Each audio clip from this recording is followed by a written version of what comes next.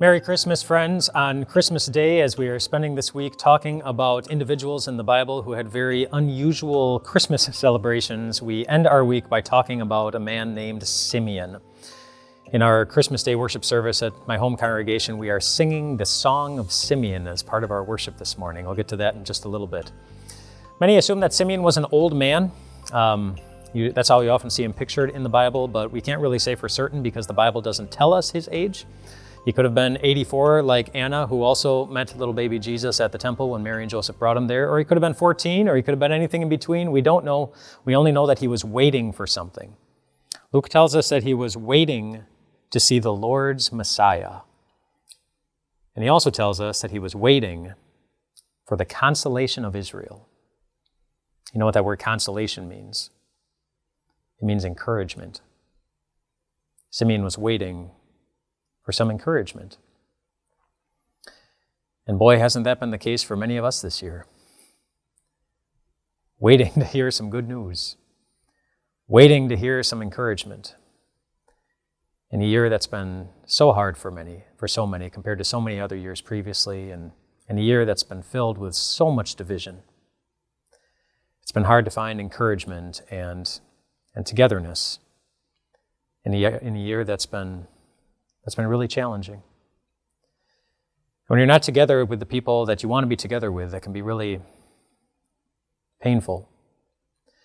Back in 2004, you may remember that there was a large tsunami that swept through the Indian Ocean and just ravaged 14 different countries. Well, there's one little story that came out of that tsunami that was heartbreaking. It was of a mother who was carrying her 4-year-old daughter named Radhatal. And she was carrying her, trying to get her to safety, when a big gust from the tsunami ripped her 4-year-old daughter out of her arms and threw her into the air. And Mom wasn't able to see where her daughter went. She looked, and even after the tsunami, she kept looking. But they didn't find her. They didn't find her. And that pain for a mother, the pain of losing someone you love, losing your grip on somebody you love, is absolutely heartbreaking. And it's the kind of pain that Simeon promised Mary. It's important that we don't overlook something that Simeon said to Mary as Mary handed the Christ child into his arms. He looked at Mary and said, "A sword will pierce your own soul too." He promised that she was going to feel pain, which doesn't sound very Christmassy. But the reason he said it was because he knew exactly who it was that he was holding. He was holding the Messiah, which means he knew that he wasn't here to fix everything that's broken in this world. He was here to save us from this broken world. He was here to save us from our sins. Even if it meant hanging on a cross, even if it meant growing up and going through a lot of pain, even if it meant being shut off from the joy of heaven. He was there to save us so that you could know that you are the one that God longs to embrace, that you are the one without whom God, in a sense, feels lost in his existence. You're the one he wants.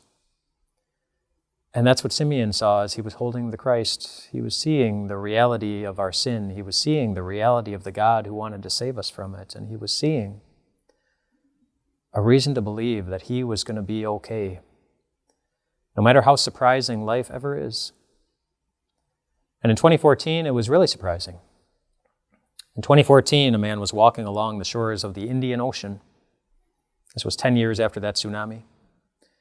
He was walking along those shores when he saw someone.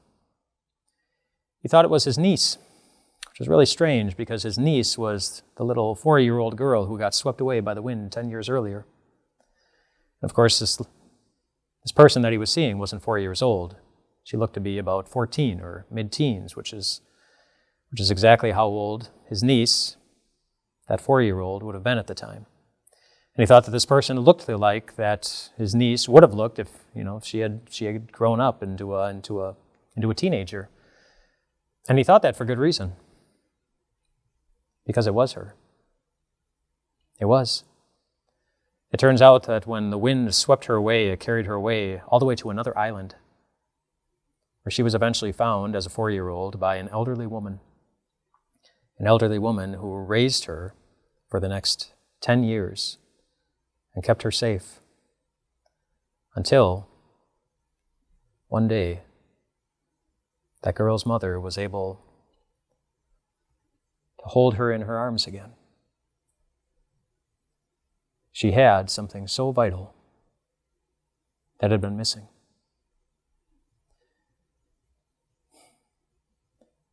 And Simeon rejoiced holding that Christ child because he knew that he does the same thing for you. I don't know exactly what's missing for you this Christmas, what's diminishing any kind of joy, or what's keeping you from just shouting your greatest hallelujahs at this Christmas celebration. I don't know what's heaviest on your heart as you think about this previous year, all the challenges that you faced. I don't know the kind of criticism that's been directed at you for the different ways that you've tried to handle things at work or among your family or in the community or in the world. I don't know the different things that make you feel like you're never going to hold the good things for which your heart is searching.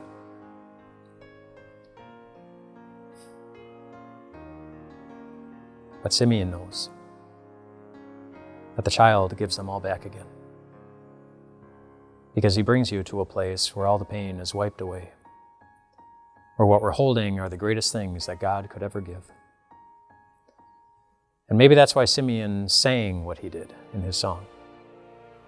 He sang, among other things, in his song, "You may now dismiss your servant in peace." Holding on to Jesus, it seems he was ready to die. I don't think he was looking to die. But I think he knew that however this Christmas is, whatever's there, whatever's missing, he really knew he was holding the one thing any of us really need to live during this or any other Christmas celebration. Merry Christmas, my friends. Jesus gives you his peace.